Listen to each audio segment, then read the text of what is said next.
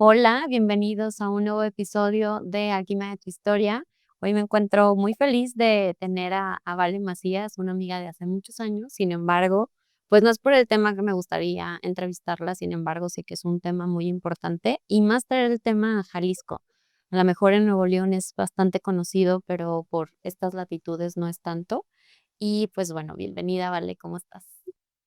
Hola, muchísimas gracias, Andy. Gracias por la invitación. Estoy muy contenta de estar con usted, sobre todo contigo, pues como lo mencionas, ya hay una amistad desde hace años y pues qué mejor. Sí, muchísimas gracias. Yo conozco a Vale porque una de mis mejores amigas de mi intercambio en Barcelona, es una de las mejores amigas de Bali, así como ellas son casi como hermanas, y la conocí hace muchos años antes de que su vida diera este giro. Entonces, pues bueno, por eso me animé a invitarla a traer este tema, porque creo que también en Jalisco es importante. Y bueno, voy a leer su biografía para que conozcan un poquito de ella. Valeria Macías es una profesionista, teatrista y activista mexicana.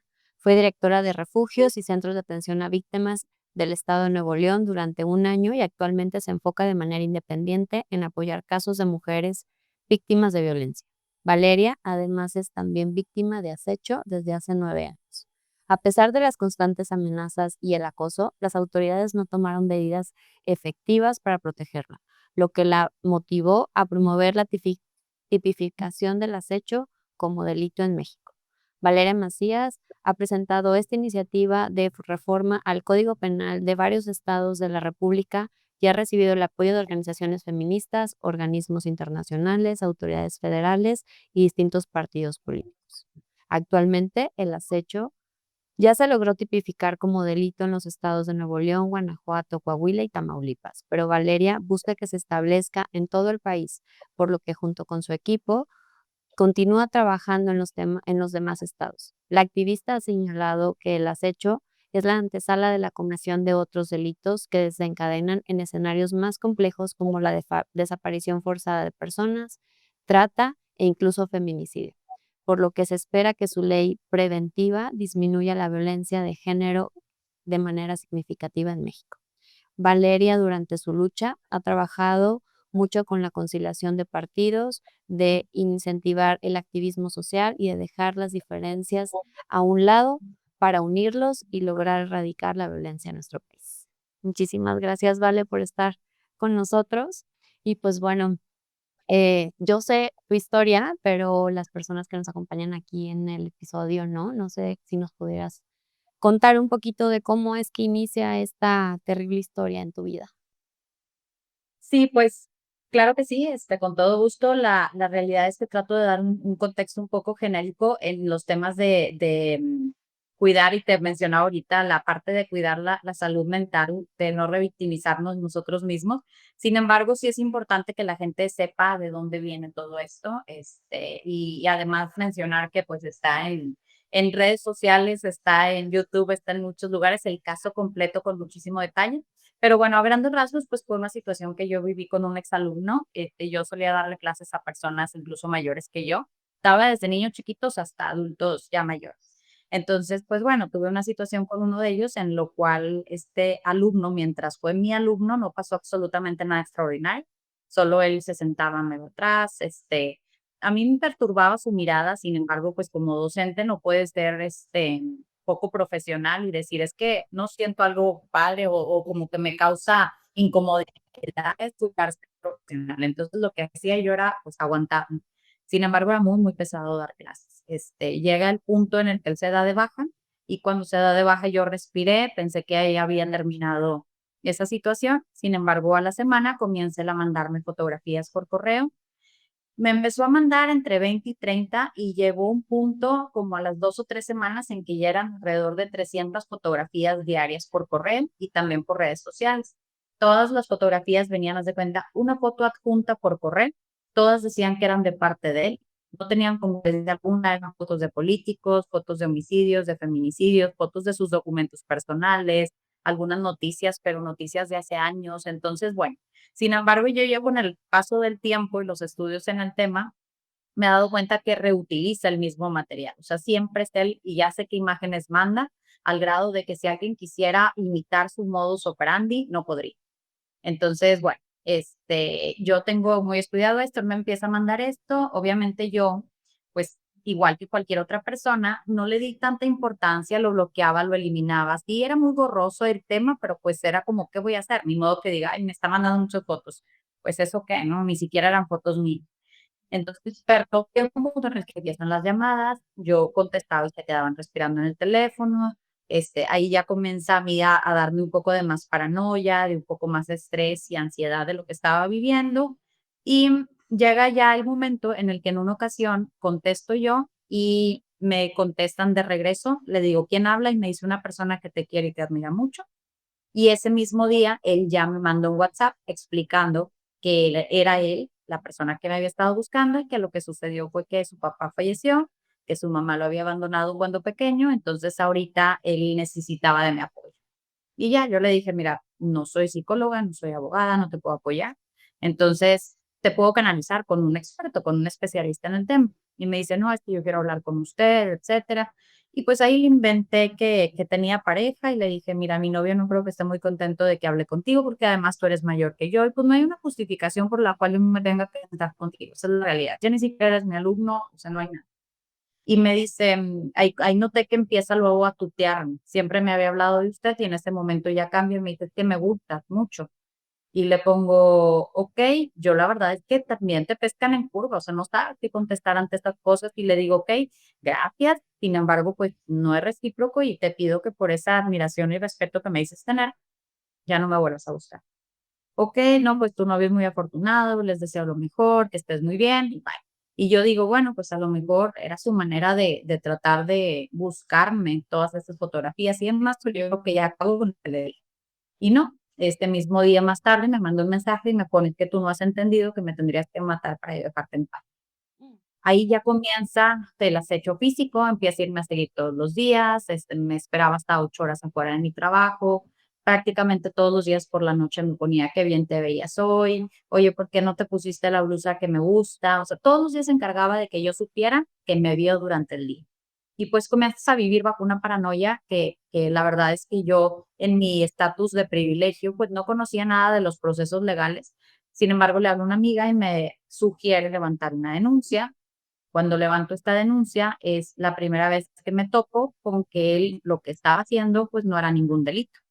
Él realmente no me había agredido físicamente, no había un ataque sexual y tampoco era una cuestión de que él estuviera infringiendo como entró a mi casa, porque estaba en la vía pública, o sea, sí se ponía fuera de mi casa, de hecho se ponía fuera de casa de mi abuela y demás, pero seguía estando en la banqueta, es vía pública, por ende no había delito. Y yo me quedaba impresionada porque digo, o sea, y hay una frase que a mí me puede mucho, que es con qué propósito un animal acecha a otro, ¿no? Entonces aquí yo les decía, es que si tienes todos los indicios de que hay una persona que no está viviendo sus facultades mentales, que sigue diario a alguien, ¿por qué te esperas a que pase lo peor? Y pues bueno, yo levanto esta denuncia, no me hacen caso, empiezo a ir a todos los dictámenes, empiezo a hacer todo lo posible por tratar de que me escucharan.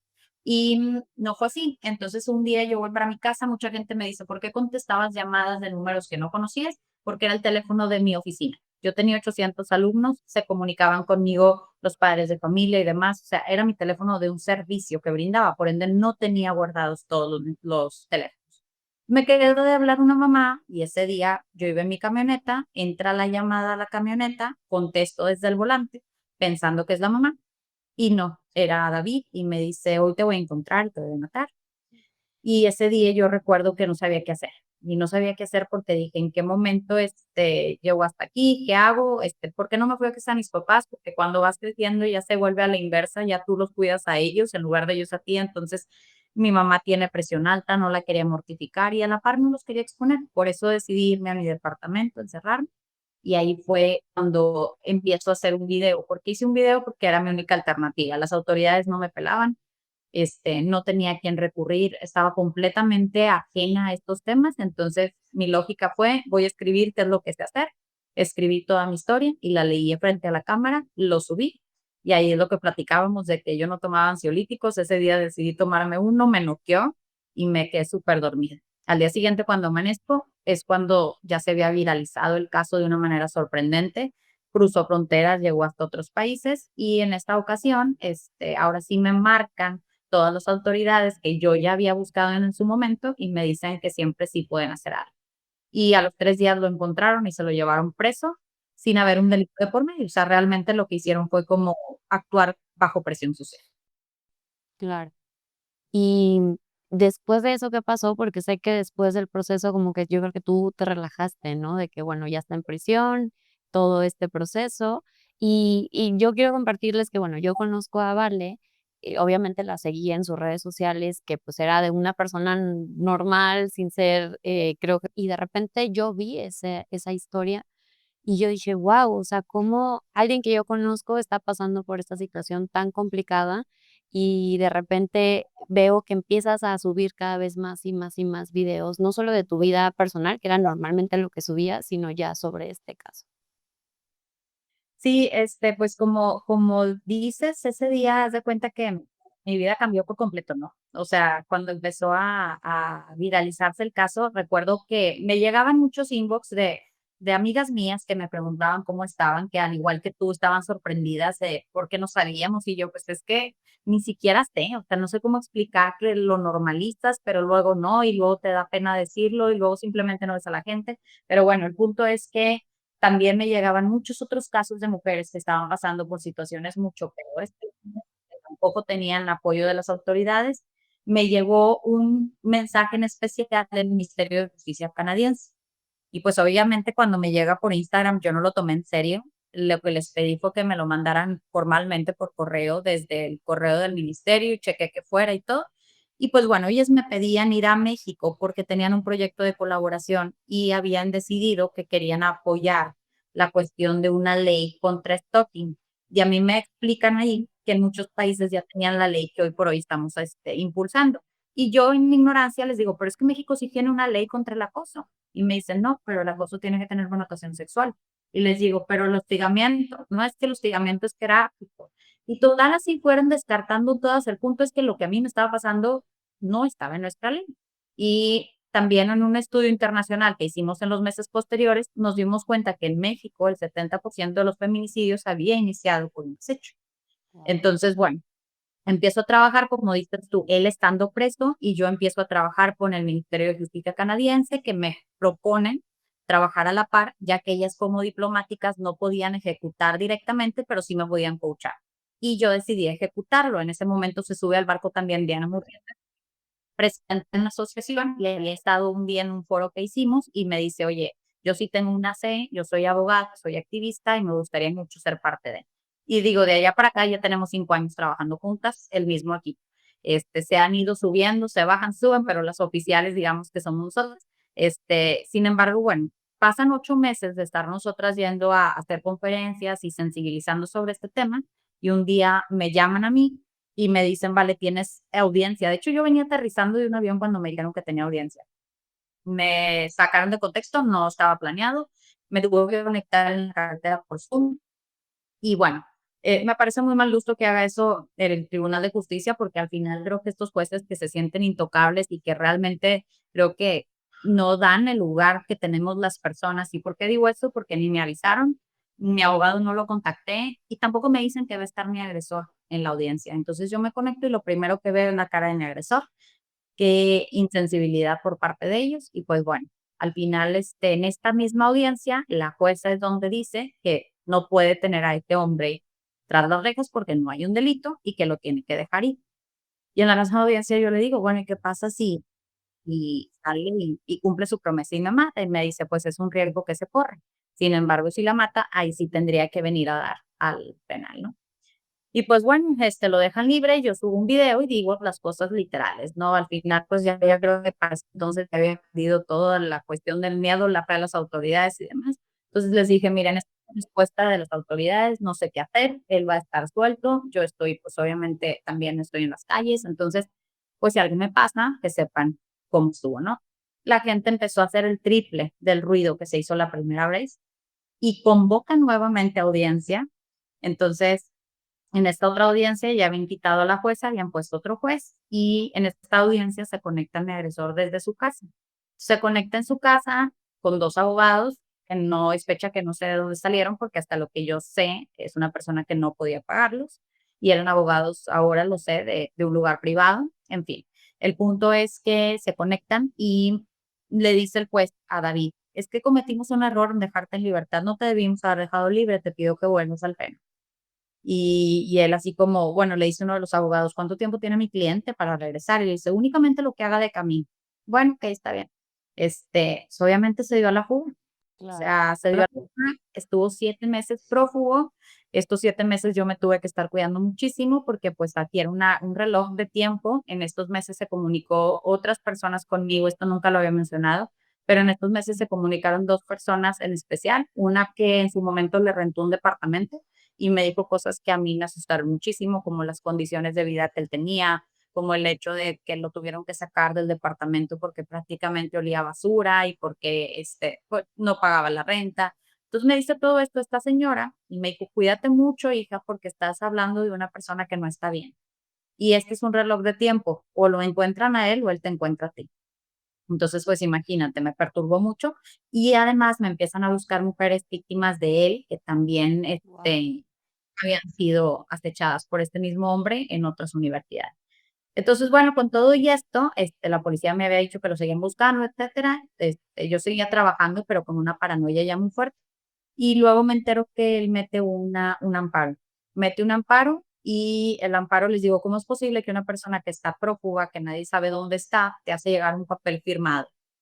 Bueno, el punto es que llega el amparo y no obstante había burlado a la ley, se lo conceden y le quitan la orden de aprehensión, le quitan todo y me vuelven a mí al punto de partida, él queda libre de cargos y yo quedo expuesta 100%.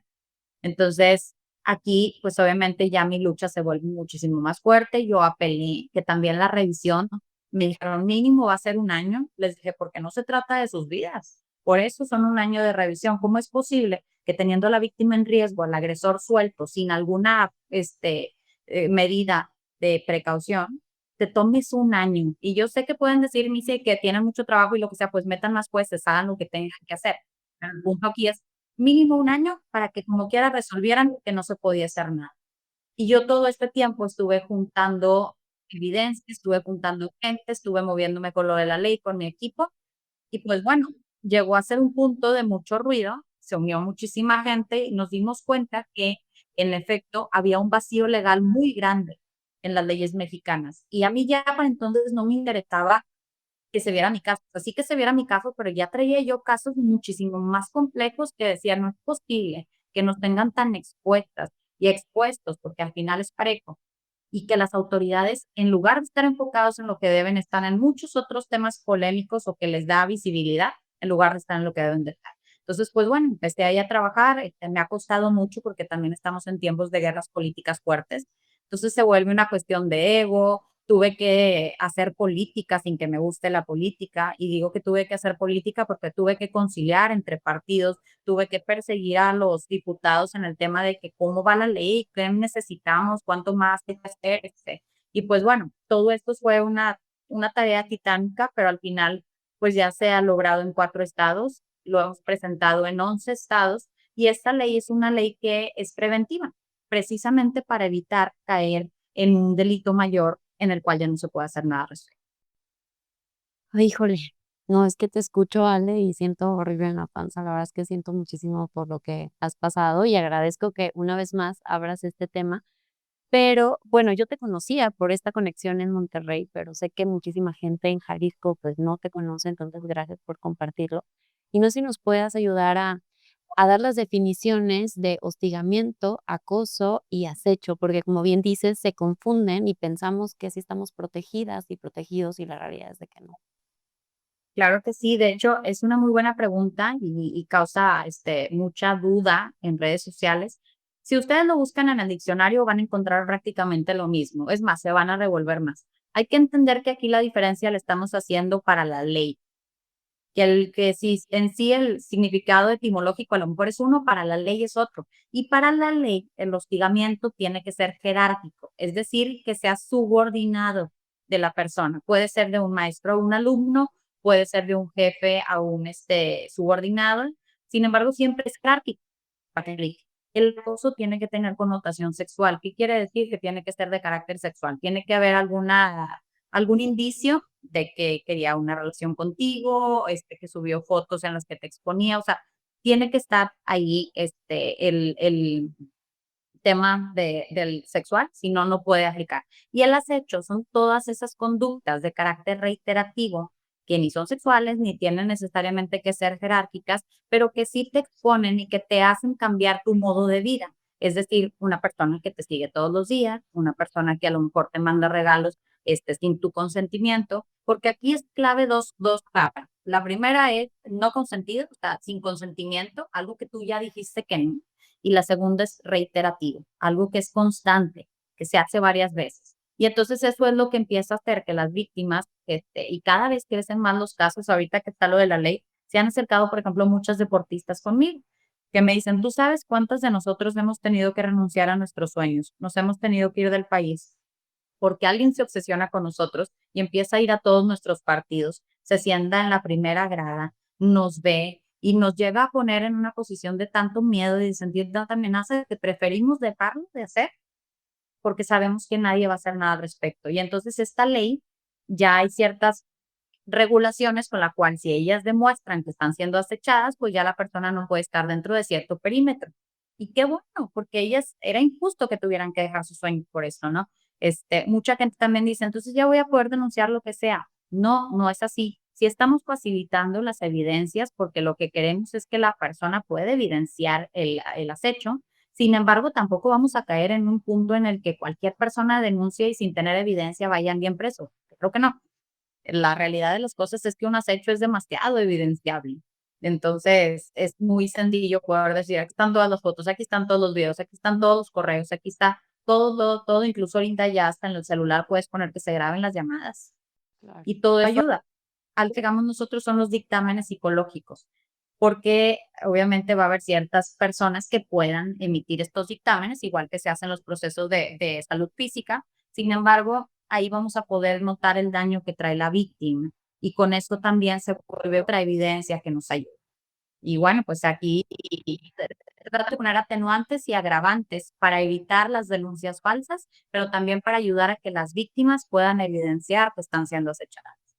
Claro, no, qué importante y como bien dices, o sea, estás hecho y tienes toda la evidencia, ¿no? Por algo estás yendo ante la ley a decirle, esta persona me está acechando y aquí está toda la evidencia.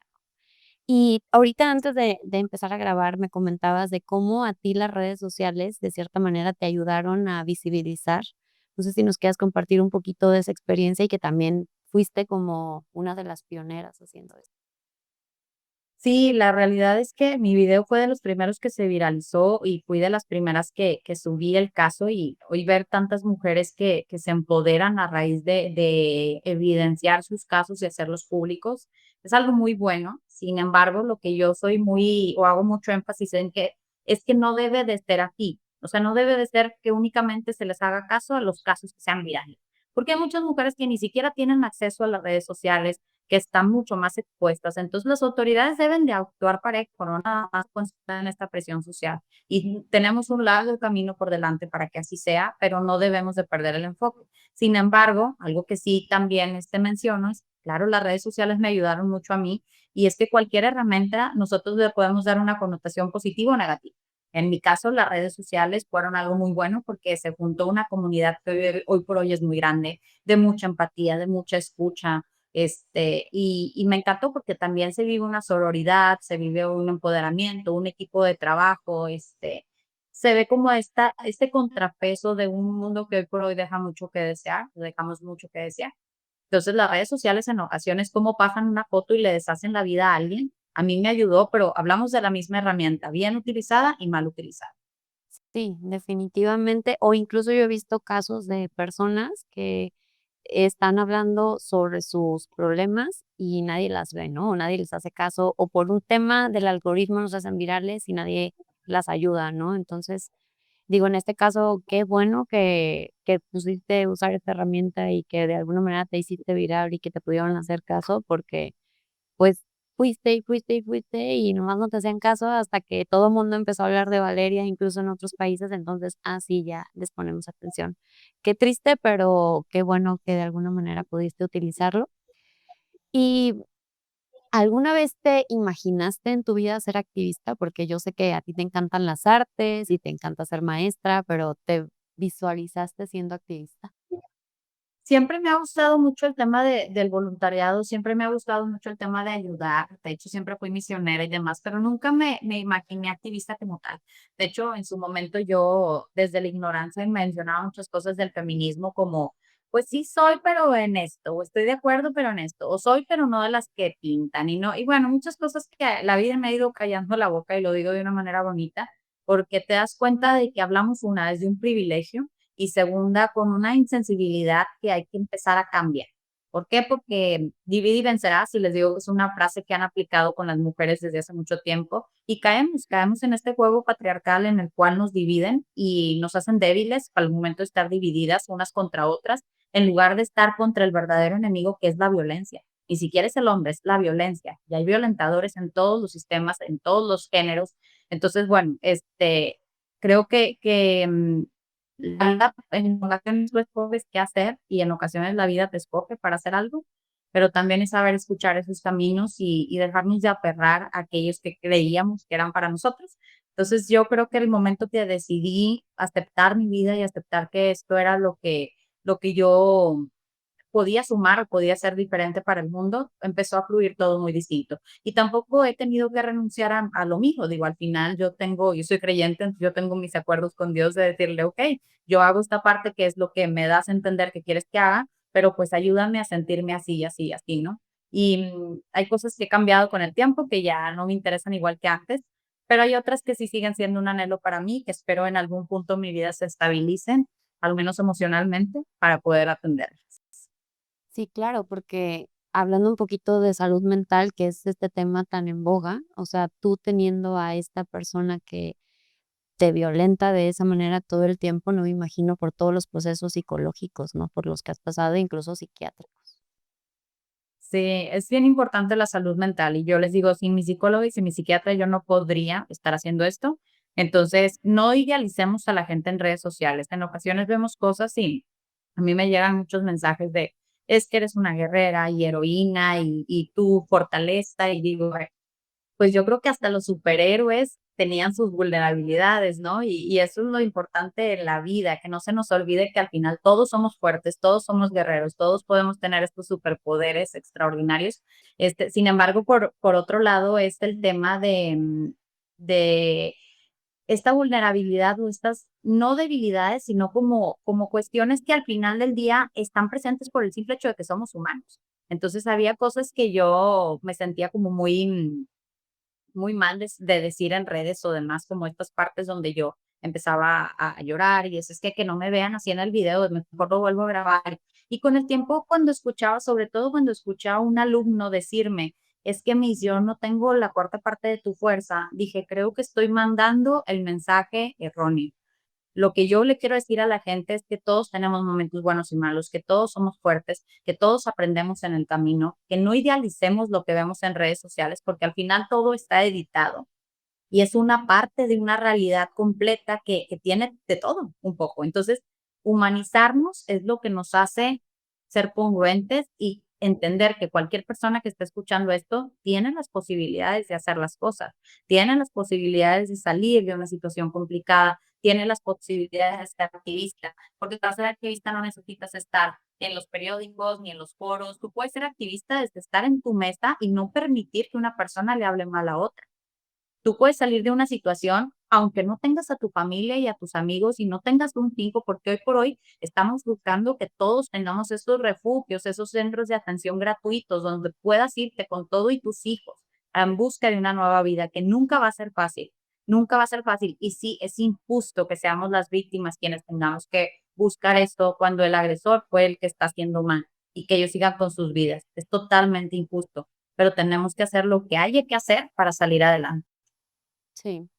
Muchísimas gracias por tu mensaje tan humano y creo que justamente las personas que comparten su vulnerabilidad en redes son las que realmente conectan, ¿no? Porque al final las que aparentan que siempre están bien, que no pasa nada, son las que uno sabe que la vida no es color de rosa. Sí hay buenos momentos y uno los comparte, pero cuando compartes realmente los procesos por los que pasas, es cuando dices: "Híjole, yo también he estado de cierta manera con Vale", y como bien dices, el activismo no es solamente cambiando leyes, sino desde nuestras casas, criando a los hijos, a los sobrinos, en los centros de trabajo, ¿no? El levantar la mano y decir: "Esto no se dice, esto no se hace".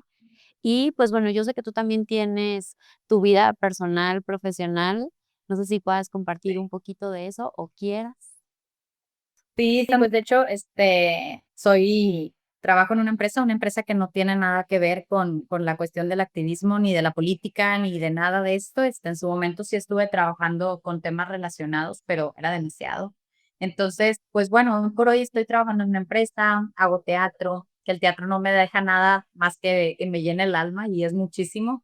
Sin embargo, creo que es importante que entendamos este balance, ¿no? Y hablaba ahorita de no idealizar o pensar que nos podemos dedicar de tiempo completo. Yo siempre he cuidado que mi activismo sea independiente, que no sea partidista, o sea, más bien que sea apartidista.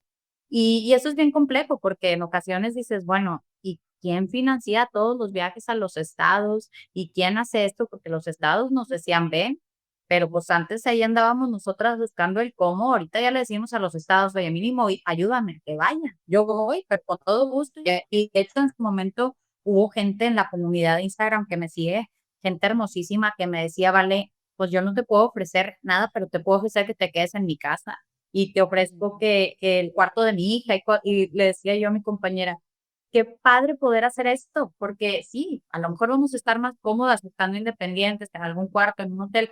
Sin embargo, es una experiencia que si subimos a la gente y ellos un día pueden contar que cuando estaba toda esta ley, ellos nos recibieron, o sea, imagínate, va a ser algo muy padre, dar la oportunidad de hacer un activismo a todos y aparte convivir y conocer gente maravillosa que nos ha apoyado todo el camino, ¿no? Entonces, todas las personas tenemos vidas y yo creo que si buscamos tener el tiempo de hacer las cosas, nunca va a llegar ese momento. Los tiempos se deben de hacer para lo que nos interesa. Y yo pude haber dicho, pues apelo mi caso o me voy a otro lado a vivir o pues simplemente tomo mis medidas y ya.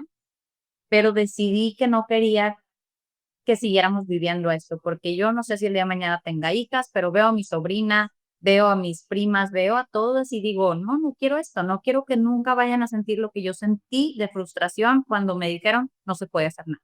Entonces vamos a hacer que se pueda hacer y esta es la piedra que yo voy a mover, pero si todos movemos una piedra, entonces vamos a poder mover la montaña completa y sí hay que moverla, de hecho nos urge mover. Sí.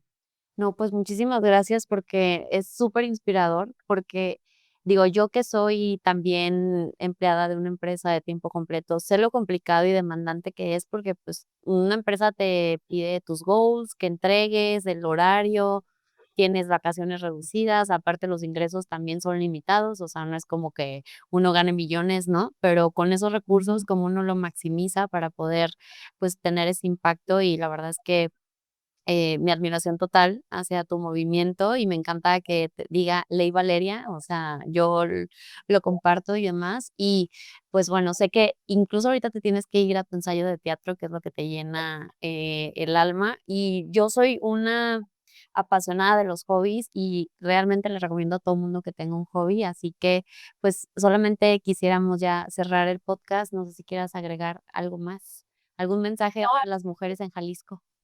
Eso, que muchas gracias por la invitación. A las mujeres en Jalisco, pues estamos trabajando para que la ley ya esté en Jalisco. Hay que hacer presión porque necesitamos de todas en cada estado, de todas y de todos, recordando que esta ley es para todos. Que el enemigo, como lo dije ahorita, no es el hombre ni la mujer, es la violencia. Entonces, vamos a trabajar por un país mejor, un país de paz, lleno de oportunidades, de equidad y yo creo que podemos darle la vuelta. Y como dices ahorita, el tema de lo del ensayo y demás, es empezar yo misma a poner los límites, a balancear, y por eso sigo haciendo mi activismo, pero ya nunca más a costa de mi estabilidad y de mi salud mental. Eso te lo felicito muchísimo. Yo también soy siempre yo y después los demás. Si estoy yo estoy bien, puedo ayudar a los demás, así que qué gran ejemplo que, pues, al estar tú bien, puedes seguir con esta lucha. De lo contrario, igual hubieras como que soltado y decir: "Saben que ya no puedo con esto, ya me voy", pero, pues, te felicito, ¿no?, por seguir con tu vida y seguir con tus pasiones, y muchísimas gracias, vale. No, gracias a ustedes, y pues esperamos el capítulo. Claro que sí. Muchas gracias.